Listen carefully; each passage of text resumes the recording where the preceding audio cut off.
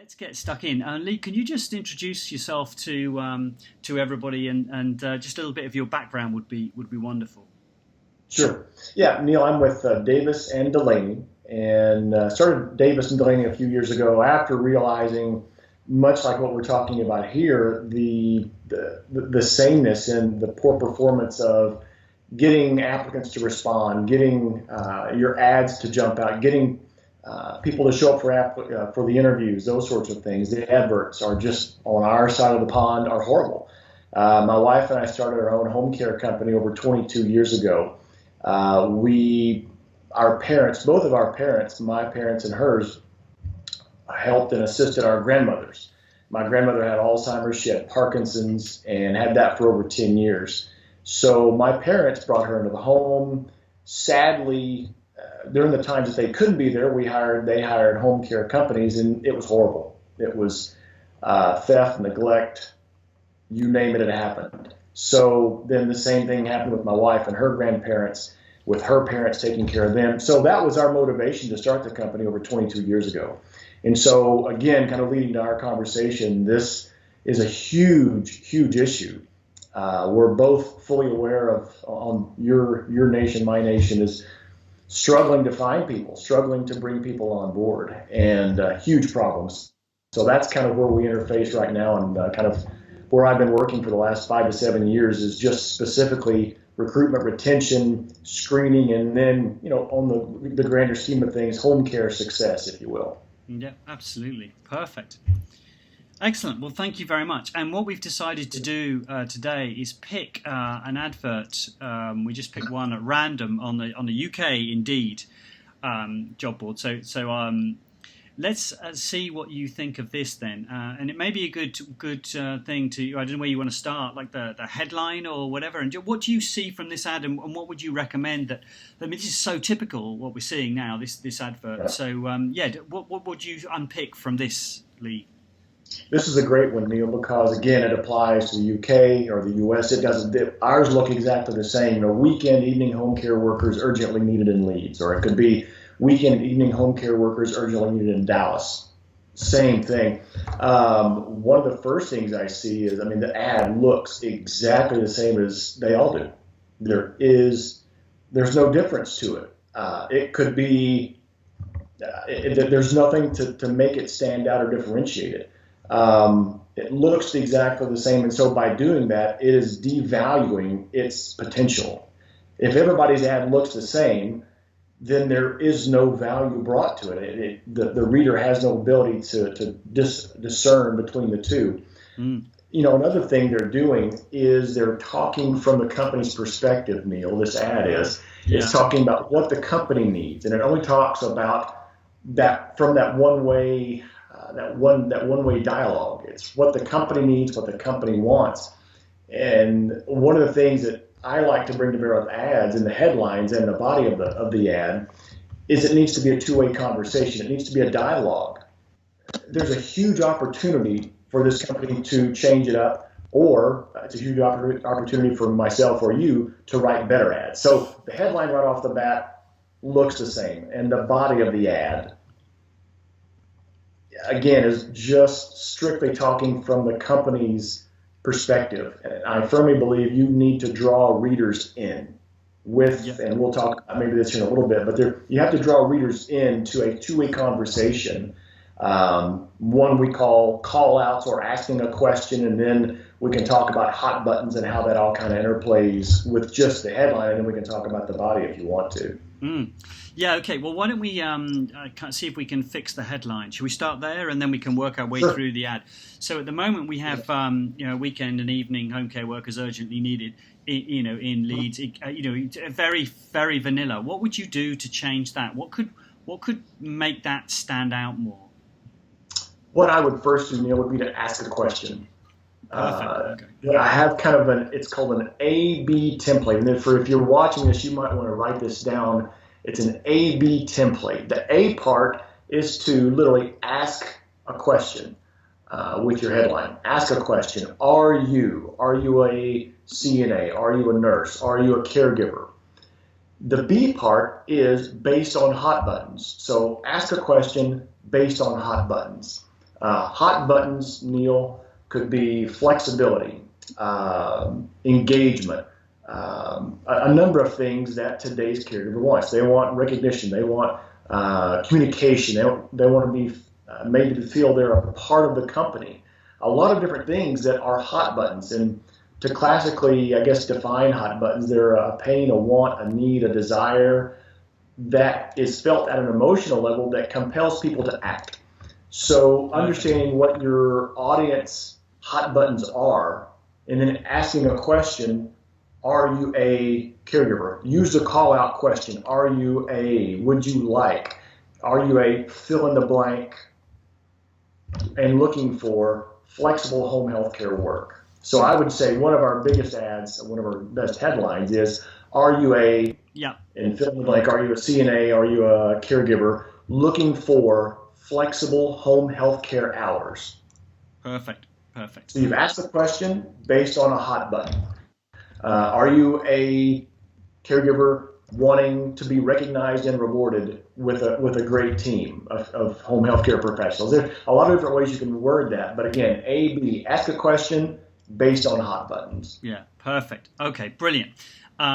So then we have, I guess, the body of the text. Should we look at that now? What do you? How would you make that a little bit more interesting to read? Let's say. Again, we are seeing it's one-way conversation. It's a one-way. There's not even a dialogue. It is literally the company saying, "We need this. Here's what you must have."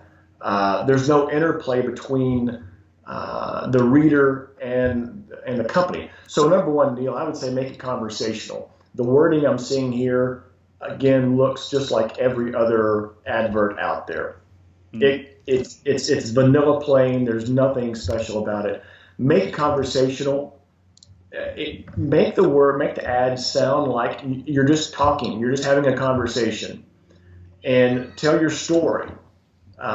So many companies say, well, we're the best home care company. We're hiring the best people. Tell people why you got in the company. Share your heart a little bit in this. This is not just about business. Show your heart to the folks that are reading the ad. That's very true, because if you're looking for the right kinds of people, they're not just anyone looking for a job. You're looking for people with a heart, aren't you? Special people, and that should speak to them. Exactly right. Yeah, great. Yeah, so share your heart. If you want them to share their heart, share your heart first. And just kind of the formality as far as the framework of the ad, Neil, I would say shorten. Well, now Indeed doesn't allow you to make narrow paragraphs, but when given the opportunity, write the body of your ad in narrower paragraphs. If you stretch these out, the eye trends across the page, and if you have your laptop or maybe your iPhone sitting next door, and it buzzes, the eye can really drift right. We're talking a fragmented attention span with today's caregiver. We literally have caregivers will skim ads, maybe 1 to 2 seconds for the headline. They just go down, and if you don't catch their attention, they're off to the next one. So the same thing with your ad. The sentences that you write need to be narrow. Keep them on your ad. Then lots of white space.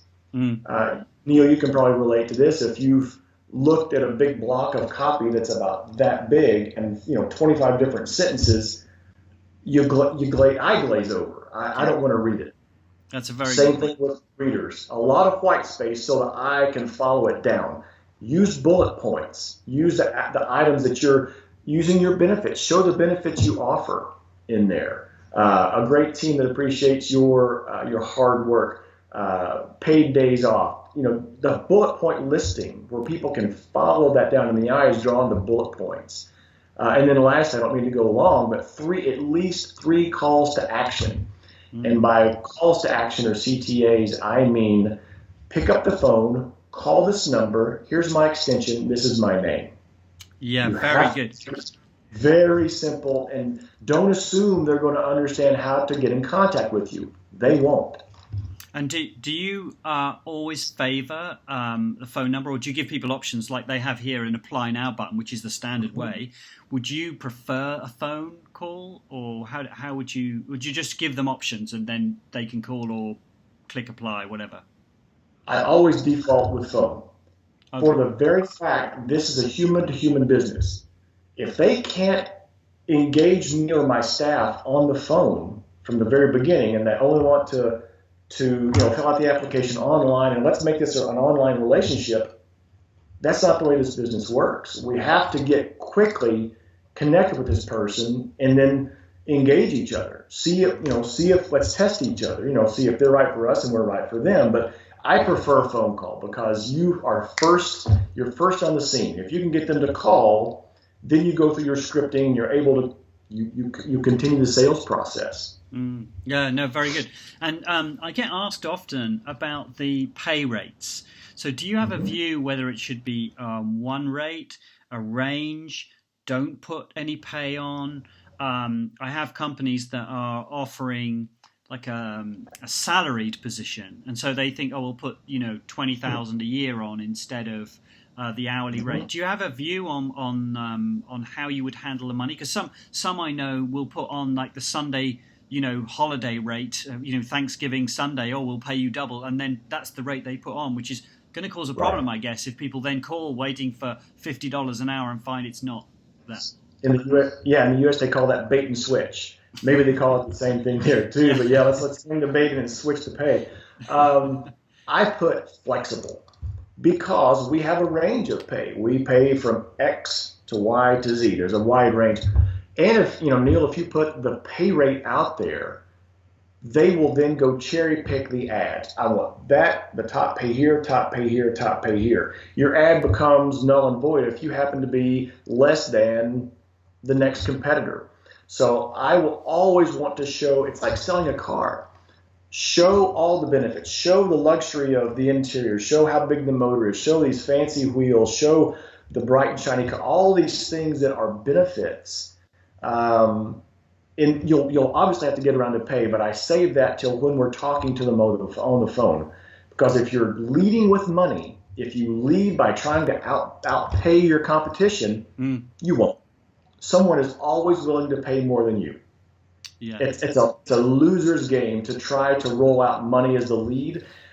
If that's all you do, Neil, then you become a money-only employer, and the next person who can pay 50 cents or a pound more per hour, they're my guy. I'm quitting you. I'm moving on. So you have to appeal to things other than money. Perfect. Very good. Yeah. And what about the locations? Because often here, I mean, that says Leeds. You may not be familiar. Leeds is probably the, fifth largest city in the UK. It's big. So then if someone wants to work locally, which most of these guys do, is that a problem? Do you think, would you be more specific with your area? Definitely. That leads to our precision to run the ad. Are you a caregiver in South Leeds? Or are you a caregiver within the Islington area? Because yes, you're right, exactly. Leeds, how many millions of people and how many different regions are there within Leeds? Micro specify down because you want precision. You don't want somebody who lives in North Leeds when the job and the client is actually in Southern Leeds, South Leeds. So yes, precision. It's a good point to bring up. Make it precise. If you want to draw in the right applicant, you have to run with precision. You have to run those ads that really speak to that person. They go, I live in South Leeds. That may be for me. Perfect. Yeah, perfect. And do you think, I see it's not necessarily in this ad, but often I see they lead with, you must have a car, we must, you must be this, we do not accept that. It feels like the frustration of the recruiter coming out into the wording of the ad, which of course I think is sending the wrong, it's not very friendly, is it? And as you said earlier, we're looking for a certain kind of person here. So that advert, the wording, as you say, should not be corporate, should be friendly, having a conversation, and that, will really help. Yeah. It is, exactly right. Yeah, so I would completely change this around to be, obviously we have to have certain things from that caregiver, but look at all these great things that we're going to be giving to you and how we address your hot buttons and how we offer flexibility. We're a great team that cater to you. As opposed, like you were saying, as opposed to being demanding, you've got to have this and you've got to have that. That turns people off.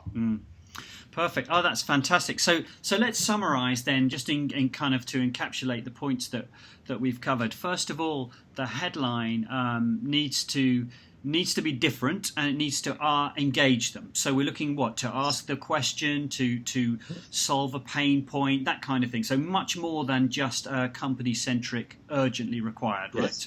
Yes. So that's point one, and then the advert wording, the body of the wording should be very digestible, bite-sized chunks, friendly, conversational, not corporate, thinking about what's in it for them, listing the benefits, Right. Like you say, some space between the paragraphs if possible. And then the calls to action, as many options as possible, I guess, and your preference is phone. Three, yeah, a little Three, point yeah. there. Okay. At least three, because you're going to have people that literally just open the ad. All they're going to look for is how to contact you. They're not even going to read the ad. Then you're going to have people who go about midway down the ad. They'll read just enough to get a little bit of information. Then you're going to have the person that just slides all the way to the bottom. Where do I contact? So you've got the top, middle, and bottom. That's where those calls to action need to go, Neil. Perfect. That's brilliant. Thank you so much, Leigh. This has been really, really valuable, and I'm sure all the viewers are going to find this fascinating and look at their job advert wording in a completely different way. And I'm sure it will really help them, because there's so many providers are relying on this source, this one method of advertising. So thank you so much. Thank you for your time, and real pleasure to speak to you again. Perfect. Thanks for having me, Neil.